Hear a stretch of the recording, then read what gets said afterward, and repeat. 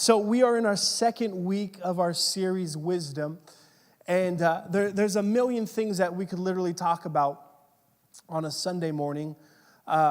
Million topics that we can talk about. But I came across this verse in Proverbs chapter 19, and it kind of just sums it up for me right now. It says this, Proverbs 19, verse 23, "The fear of the Lord leads to life." Proverbs 4, verse 7. "Getting wisdom is the most important thing you can do." Getting wisdom is the most important thing that you can do. And I read that and I'm like, okay, sold. Good enough for me. That's all I need to know. I just need to pursue wisdom. And it goes on to say, whatever else you get insight. Come on, turn to your neighbor and say, get some. Turn to your second choice. Don't be offended and be like, yo, get some. Get some wisdom. And so like I said last week, we talked about the fear of the Lord. That sometimes, depending on how you grew up, that fear of the Lord, it has you walking on eggshells. You're kind of scared, like that God is just going to squash you like a bug, right? But it's this idea, this declaration that God is, when the fear of God is found in us, saying, God, you are so awesome, you are so holy, and you are so right. And so we're really using that foundation of the fear of the Lord to lead us into what we're going to talk about today. And that's found in Proverbs 19, verse 23. The fear of the Lord leads to life.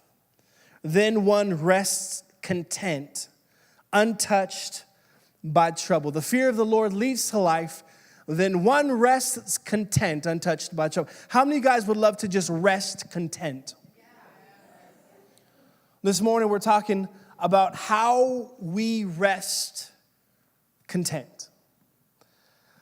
There's two different circles that I have been a part of thus far in my 28 years of living. I'm just kidding. That was a joke, no? Okay, anyways. So there's a circle of friends that I have who don't have kids. And then there's another circle of people that have kids. And one thing, if you have kids, if you don't have kids, well, trust me, there's this thing that parents do, especially with newborn babies. I actually just asked this question this morning, which is crazy. But with newborns, how's your baby sleeping? How's your baby sleeping? Right? Like when you're a parent, you kind of, you understand that sleep is minimal. Right, and so I was actually having a conversation the other day with a buddy. He just had a little girl, and I was like, so how's your baby sleeping? And he's like, oh, she kind of wakes up all the time, and I'm like, oh man, that stinks. My son, I'm like, my son wakes up once a night, and I get a good amount of sleep. He's probably up by 7, and it's all good, and I'm like, pray, right? And so that's just one circle. And then I go to another circle of people who don't have parents, who aren't married, who could sleep until 12. And I'm like, I'm talking to them about sleep, and they're like, oh man, that stinks. I just had 12 hours of sleep. I woke up at noon. I went to bed at 7. I'm like, what? And it's amazing how one moment I could be content with the sleep that I got, and then all of a sudden with a certain group of people, I'm like, ooh, I hate you, right? I don't really hate them. But it's this idea of contentment, of learning how to be content, being able to rest content. I think really when I was looking at this idea of talking about contentment, I think just right off the bat, like that word contentment sometimes feels like a bad word. This idea like when you're like, oh, I'm just content, and someone looks at you like, so you're not driven, right? Like, but this word content, like I love the definition of it. It says, or it's literally a state of happiness and satisfaction. So there's nothing wrong with being content. When you can learn to be content, That means that you're happy. You're satisfied. And the author of Proverbs, King Solomon, he said that we can rest content. I think that's amazing. And so one area in life that I think that a lot of us struggle with, myself included, is the area of contentment. I think if we're honest, there's this little bug that bites us called comparison. And sometimes this bug comparison, it really robs us of the ability to be content. Is that true? Excuse me. And so really comparison, it starts this cycle. Comparison's a cycle. And here's how comparison starts. If you're taking notes, this is your first blank. Comparison starts with the wrong perspective. The wrong perspective. Does anybody like movies in here, like going to the movies? I love going to the movies. One person, thank you. I love going to the movies. I'm one of those people that I love getting the popcorn, right? But getting like the extra butter. I love the reading cinema because you can pump it yourself. And so I love going to the movies. I just recently started doing the icy thing. And so I'll do the popcorn and then the icy and then a Diet Coke, right? Because I don't want to drink my calories. The icy's frozen chill, okay? And so here I am. I'm at the movies, and I'm a big superhero, Marvel superhero like person. I love watching Marvel. And so I remember one day my wife and I were on a date, and we were going to go watch Thor. And here I am. I got my popcorn. I got my icy. I got my Diet Coke because I'm watching my figure. And so we're watching Thor, and I'm just like, right, like just eating my popcorn, loving it, right? And then all of a sudden, so let me back up. I'm eating my popcorn. I'm happy at where I'm at in life, okay? I'm eating it, all of a sudden, Thor comes up, and I don't even know why he does it, but he like takes off his shirt. And like, I'm like, whoo, I put that bad boy down.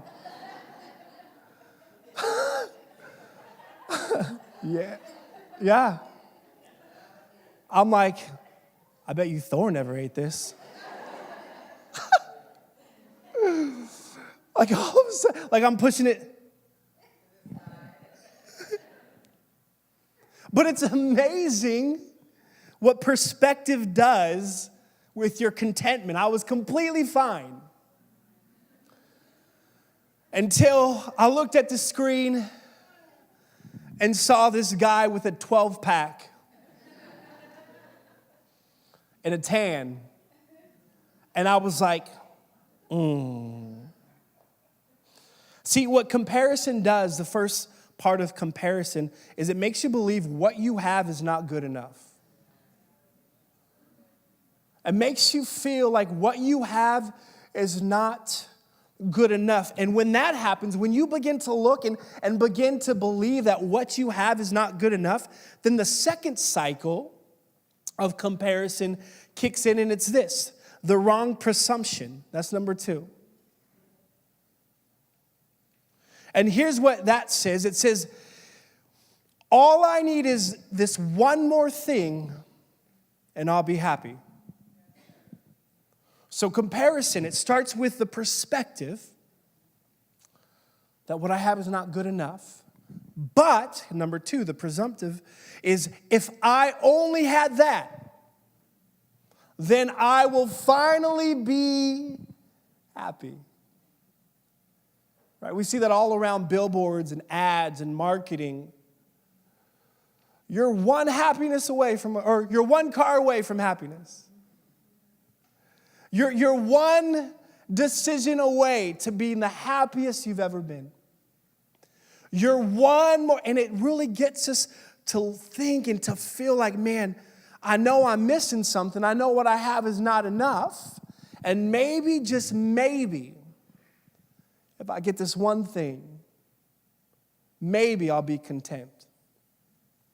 But here's the thing with comparison, and you know this as well as I do, is that comparison's a moving target, isn't it? Because as soon as you get what you thought you wanted, you start to see something else. You're like, oh, wait a second, no, that's what I really want. I mean, we've all been there, right? We've all been there. We were all content with the bologna when we were starving until we realized that there's something better than bologna. We were super content with our 1982 Honda Accord until we saw our classmate pull up with a 2018. And it's this moving target of comparison. And it's this vicious cycle. It's this vicious cycle of having the wrong perspective, of not thinking what we have is good enough. And then it moves on to being presumptive, this idea that if I only had this one more thing, that I will be happy. And then all of a sudden, this vicious cycle happens. And before you know it, you begin to look at what you don't have and never really appreciate what you do have. You see, we see this cycle taking place in a parable that Jesus gave in Matthew chapter 20. It's an amazing parable of this landowner. And Jesus, so he's gathering everyone around. He's telling them a parable. He said, there was this landowner that one day he went to town. And in town, he was looking to hire a couple of workers. And he found a group of workers looking for some work. Obviously, a group of workers looking for some work, right? That's what they do. And so the landowner, he goes up to these guys and he's like, hey, I will give you a full day's wage if you come work for me. And they're like, yeah, awesome. A full day's, yeah, of course. So they go to work for him. Jesus, he continues to tell this parable. And Jesus says that the landowner, he goes to town again. And he sees another group of people looking for some work, and he goes up to them and he's like, hey, do you need work? I'll hire you. And they're like, yeah. So they go back, he brings them. And so the landowner, he does this a total of 5 times. And they're working, it's a hard day's work, and they're getting their job done. And then all of a sudden, they're finally done. The day ends, and it's about time for the landowner to pay them. And so what the landowner does, he lines them up, and the Bible says that he started to pay the group of people that he brought last, he paid them first. And so he's like, he pays them a full day's wage, and they only worked a couple hours. Could you imagine that? That'd be like, wow, that's so awesome. And then he went down to the next group. He paid them a full day's wage. These guys are. If I was of people that were hired the first time, I would be excited. Like if they're getting a full day's wage, I can't imagine for me because I worked the entire day. And so he goes down the line, and all of a sudden he gets to the last group of people. And the landowner, he gives them their payment, and it's the same as he paid everyone else. And they looked. And the Bible says they began to get angry. They were like, excuse me, I worked all day, and you paid me the same amount as them. What's up? And I love the landowner's response. Excuse me. And he says it in Matthew chapter 20 and verse 13. The landowner's like, this is what you agreed to. Like this is, when I hired you, you were like, yeah, that's fine. I'll receive that. But what's interesting is what shifted was when those group of people, the first group of people, they looked at what they had and they looked at what everyone else was getting. And then all of a sudden, that's when comparison came in. And so maybe you're here today, and maybe that's you. Maybe you have a hard time being content. Maybe you're here this morning and you're always comparing what you have to what other people have. And it's just this idea of man, I'm never, ever content. And what you've discovered, if this is you know how draining that really is. For you, but also for the people around you. It's just draining. And so I have good news for you, because within this story, I want to pull 3 things out of it, 3 secrets of contentment that really will show us how we can rest content, like what King Solomon said in Proverbs. And so here is the first one for all you note takers. So, number 1, focus on what you have. Focus on what you have. Matthew chapter 20 and verse 10. When those hired first came to get their pay, they assumed they would receive more, but they too were paid a day's wage. When they received their pay, they protested to the owner, "Those people worked only 1 hour, and yet you've paid them just as much as you paid us, who worked all day in the scorching heat." We kind of just talked about this, but this idea that these people, the first group, they were excited. You would imagine when the landowner came and was like, "Hey, are you looking for work?" And they're like, yes, I am.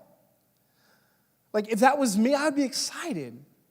And you're going to pay me a full day's wage? That's awesome.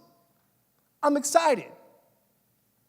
And they're excited until, again, they came and the landowner paid them the same amount.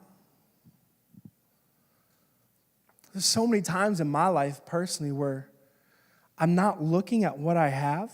I'm not appreciating what I have.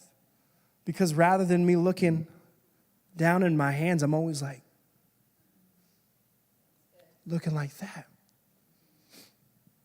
And it's this idea that if we want to rest content,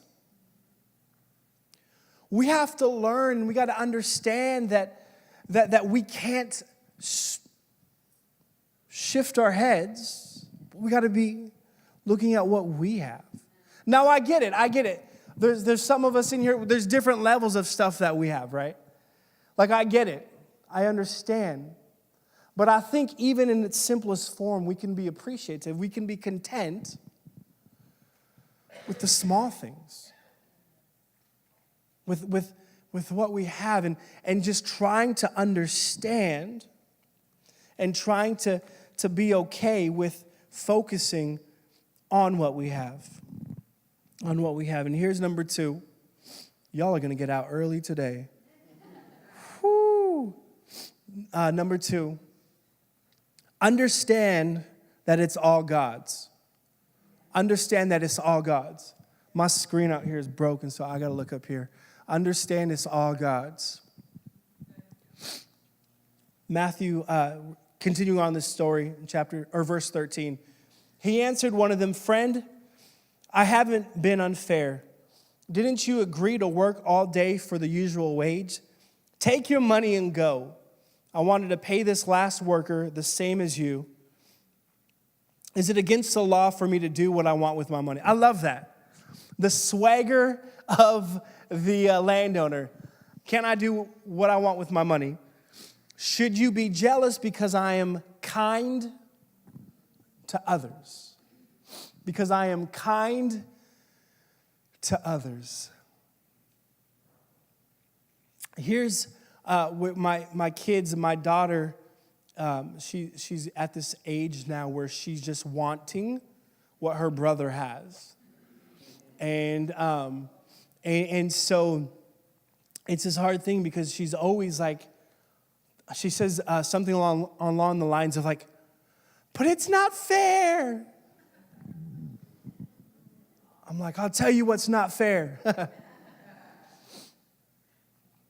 But there's times when she's where I'm like, I'll give her brother something, and she's like, but it's not fair. And I'm like, wait a second. Like, if I want to give your brother something, I could give him something. Because there's also times when I will just give her something and not her brother something. And what's amazing when that happens is she's never complaining when I just give her something. As a matter of fact, when I give her some, she walks in front of her brother like,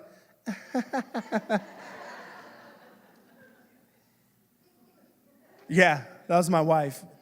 Yeah, she's vicious. She'll cut you. She will.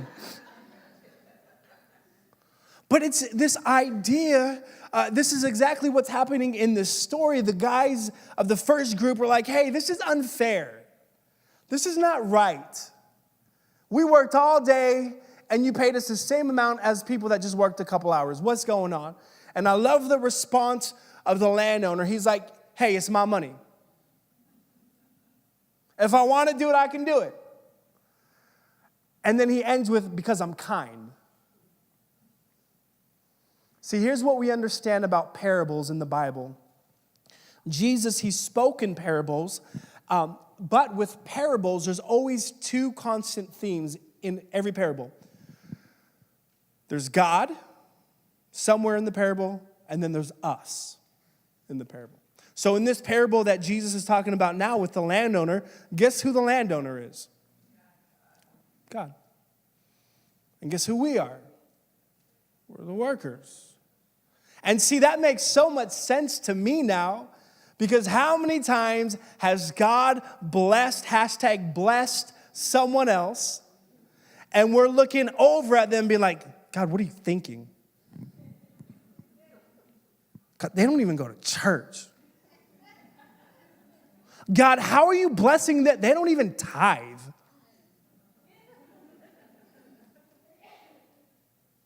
And we look at people that are being blessed because we're not content, and we're comparing, and we're like, God, that is not fair.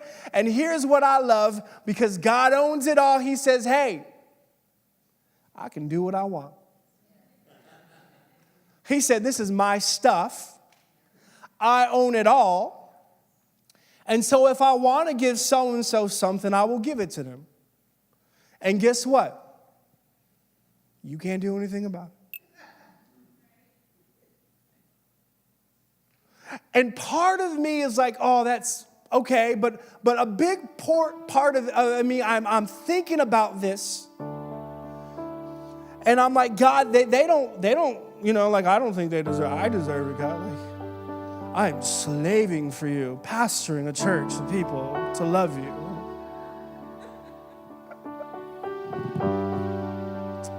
And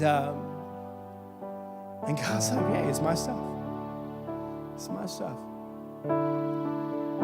But I love it because I feel like God is saying, like, even if they may not deserve it, it doesn't matter because I'm kind. And here's what I love about that, is that I know that if God is kind to someone else, He's also going to be kind to me. And so when I don't deserve a second chance, I thank God that He's kind. When I don't deserve forgiveness, I thank God that He's kind. When I don't deserve a second chance, I thank God that He's kind. When I don't deserve His provisions, I thank God that He's kind. Because though I don't deserve it, He is kind. And I am so glad that at the end of the day, I can rest content knowing that the God of the universe that holds everything, that owns everything, that is the giver of life, the giver of death, the giver of funds, the taker of funds, I'm so glad that he is kind and loving, so that even when I don't deserve it, I can rest content because he owns it all. He owns it. Now, it would be a completely different story if God was a God that was like, I'm going to bless you, sir. I don't know about you. That would be a completely different story. But he's like, hey,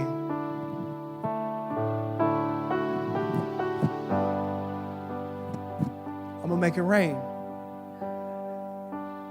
With health. Come on, it's not all about, I'm going to make it rain with health. That marriage that you're working, make it rain. Come on, that confusion that you have, you're asking me, I'm going to make it rain. Why? Because he's kind. And I'm so glad that the God that owns everything is kind. And here's the last one. This is probably my favorite one. We're talking about the secret of contentment, how we can rest content. The first one is by just never forgetting what we have. Second one, understanding who owns it all. And then here's the third one. Live the bigger picture. Live the bigger picture. Live the bigger picture. I have a newborn, for some of you guys that know. He's like 6 weeks now. It seems like he's been here forever. Bless his heart, right? And so I don't even know how I did that. Not even Catholic. Yo, we love you if you're here and you're Catholic. And so he just he loves to cry. He loves to cry. That's his thing, right? And my wife's like, just embrace it. I'm like, okay, embrace it. And so I'm embracing his cry. And there's sometimes when he's just, and he's just upset, right? And I love it because my wife and I were trying to figure out what do we do? Why is he crying? And we're in this middle of this crisis, this big picture idea. And my little girl comes along and she's like, I'm looking for my toy.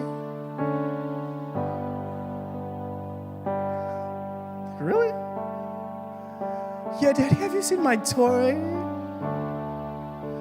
I'm trying to figure this big picture out, and here she is just coming with something so small. Maybe not to her, I get that, but in the moment, I'm trying to deal with something way bigger. And I was thinking about that, and I wonder if sometimes that's how we respond. This idea that we don't understand that there's a bigger picture in play. And because we don't understand that we're part of a bigger picture and we're part of something bigger, that we're always discontent with what we have, and it's just something so small. What if we were able to jump into this big picture of understanding this big picture and understanding that what we're doing here on earth is way greater and way bigger than me worrying about what I don't have.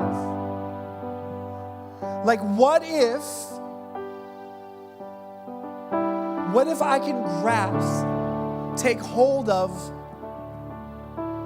the idea that life is so much more than just stuff? What if I can take hold of this idea that life is just more than just what I have, what I don't have, what I wish I had, but there's something more. See, I think that if we can jump on mission with Jesus' heart, we become less focused about what we don't have, and we jump on mission of what Jesus has called us to do. And we know what he's called us to do in John 10:10. He said that I didn't come to serve, or I didn't come to be served, but to serve and be a ransom for many. Like, what if, and I'm just thinking, this is crazy, wild, you don't have to do this, but what if we could just become so focused with serving other people that we would forget about what we don't have, and in turn rest content of what we do have. See, I think that there's something to this idea of serving. Like, that's why when you go on a missions trip, if you've ever been on a missions trip, you serve there, you come back and you're like, oh my gosh, I have so much. I want to give it all away because I've seen people with so much less that I'm serving. There's something to serving. There's something to being on mission with the heart of Jesus. Let's take it a step further. What if we could not just serve people who need it, but what if, this is crazy, but what if we could learn to serve people that we know can pay our lunch and we're still serving them? Like, what if we could serve people that we know are better off than we are and we still serve them? Man, when you learn to serve, when you learn that life is more than just what we don't have and what we want, but life is about mission of what Jesus came to do, I think you can rest content. I think when you serve, you can kick back and be like, thank you, Jesus, for what I do have. Serve.